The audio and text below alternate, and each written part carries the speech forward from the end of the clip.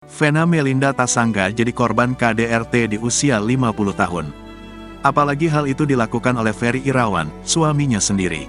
Jujur saya enggak sangka di usia saya yang ke-50 tahun saya bisa mengalami ini sendiri dan dilakukan oleh orang yang paling kita percaya, kata Vena Melinda di kawasan Tendean, Jakarta Selatan, Senin, tanggal 16 Januari tahun 2023. Karena suami itu adalah orang yang paling kita percaya, tidak hanya dicintai dan disayangi, tapi kita percaya hidup mati kita ada di kehidupan dia, ucapnya.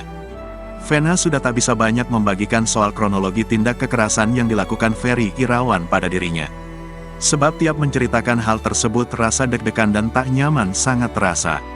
Soal kronologi saya enggak bisa sering cerita karena kalau mengingat itu saya semakin deg-degan, ungkap Vena.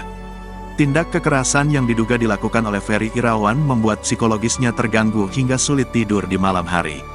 Setiap malam saya tidur udah kunci pintu saya kebangun dan saya cek lagi. Terus tidur saya nangis karena syoknya itu, terangnya.